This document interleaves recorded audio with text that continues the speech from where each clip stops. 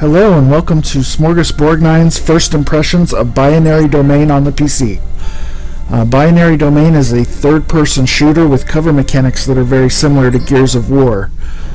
Instead of fighting aliens in this game, you will be fighting robots. I purchased this on a Humble Bundle sale a few weeks ago, on the idea that I would be using it to play co-op with a friend. Unfortunately, the co-op is limited to the invasion mode, which is basically horde mode, and good luck finding a regular multiplayer in versus mode. This game does have 6 levels, and it's actually got a fairly good storyline. You're basically a crew investigating some robots disguised as humans, infiltrating different companies and government organizations. It has cover mechanics, very similar to Gears of War. You lean up to walls and fire from cover. It has a trust mechanic. If you can see on the right there, it's showing my squad mates are responding positively to my actions here in fighting these enemies. You can actually use voice commands to communicate with your squad mates, or you can just use the keyboard. I have it mapped to the tab key. Press that and it'll bring up your voice command options, and you can choose different ones. These enemies, there are a variety of enemies. At this point we're fighting just some basic models. When you destroy them, if you don't take out the head, sometimes they will crawl to you if you take out their legs. If you take out just their head, they may actually just start going berserk and shooting their own allies. So, and you do get money based on killing them, which you can use later for upgrades. I'm going to show you the skill progression here. You can find items on the ground or purchase them that will allow you to upgrade your different skills on this little 6 square grid. You just have to find the combination that'll fit within that 6 square area. Things from improving your melee to improving your gun damage or whatnot. Your regeneration as well. And your teammates can also receive these upgrades. Unfortunately, they were so rare to find and I did not purchase them. I really didn't bother upgrading anybody. I focused solely on upgrading their weapons and not their actual skills.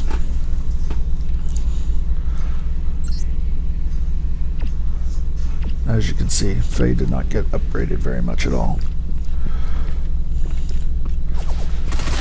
Okay, and the enemies, here's some with riot shields. I'm absolutely speechless.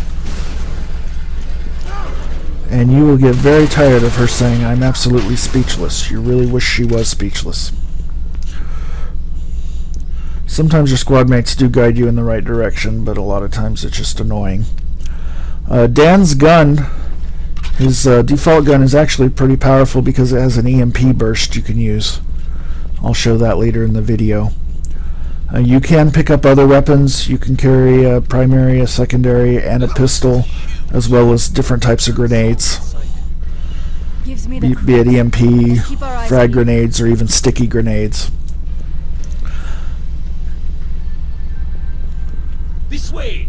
And always a good idea to search around and see if you can find some skill upgrades. Now this is a Japanese game, and you're about to see why.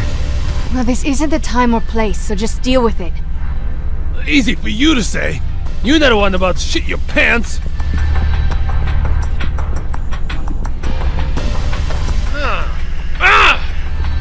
Humans are such inconvenient creatures.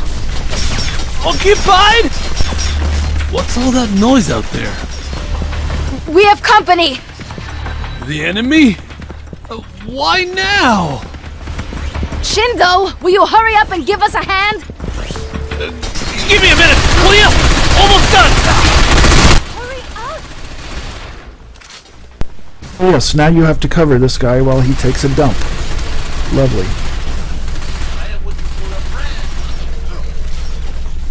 And there I just accidentally shot my friend in the back there.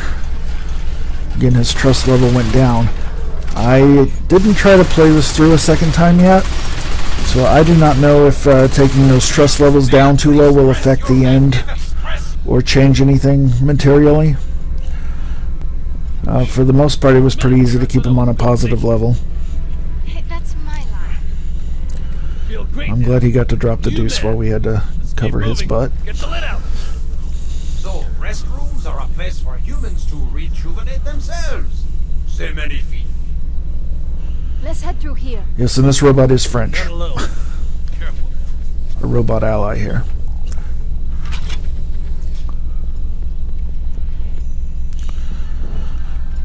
One thing I really dislike about this game is the cheap deaths.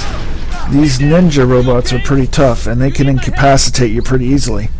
Now, you can use a voice command to ask somebody to help you, or you can go ahead and do it yourself. But they're going to go ahead and inject you with an adrenaline. Gotta be more careful. The problem is sometimes you stumble and stagger while you're trying to select weapons and reload. And sure enough, Hang in there. while I was staggered, they just laid me out. So I had to do it again. Affirmative, sir. On my way. And you can carry 3 adrenalines on you at once. So if you do have friends that are nearby and there's not too many enemies, just have them revive you so you can hold on to them for when you really need them. Has anyone else noticed? Because it's not uncommon to get knocked down and need 2 or 3 in a row. Even at night, that's not normal for this place. Maybe Amada has known you were coming for a while.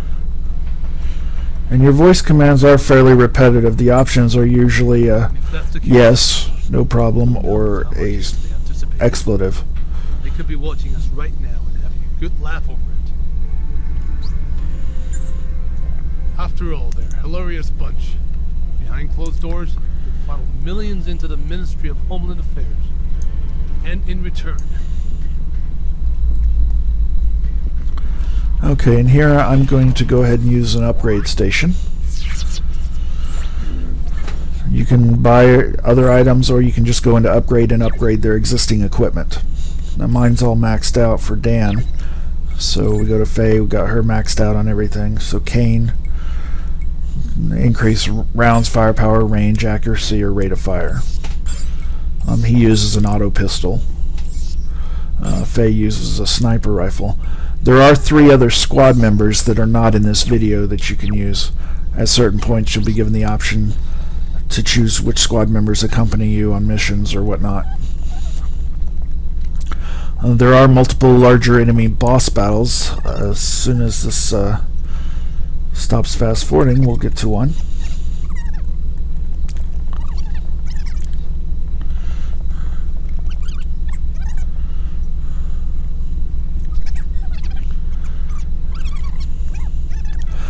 But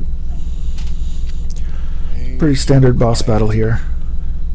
Shoot the glowing areas. Kane, you picking anything up? There are some giant gorilla ones. There's a vehicular one. And this guy here.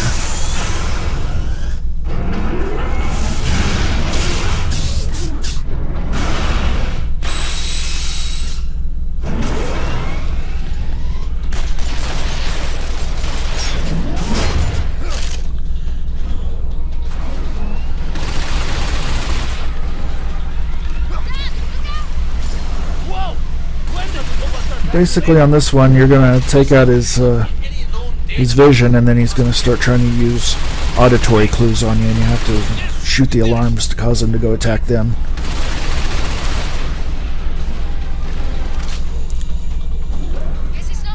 But all in all, this was actually a better game than I expected. I really only got it with the intention of playing co-op, and it was unfortunate that you could not play co-op in the campaign mode, because that would have been a lot of fun.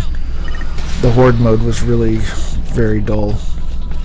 Did not really have a lot of fun doing that. And I couldn't find any matches in multiplayer. It's a fairly old game, so that's not surprising.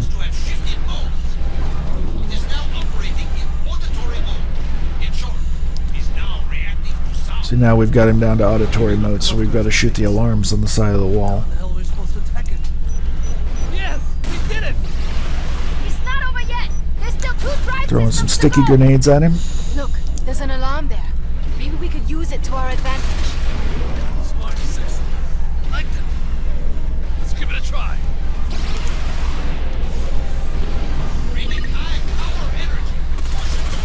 Time to EMP him. Causes him to lay down for a few seconds anyway.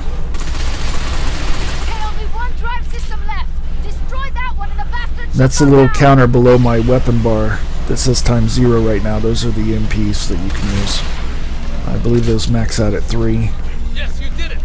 Your adrenaline's there to the left of the gun icon. I've got 3 of those right now. And the gun icon shows what weapon you're using, and as well as the amount of rounds you have left.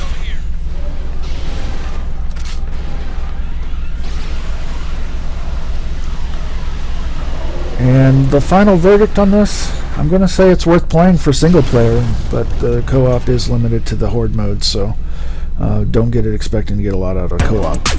Thanks for watching.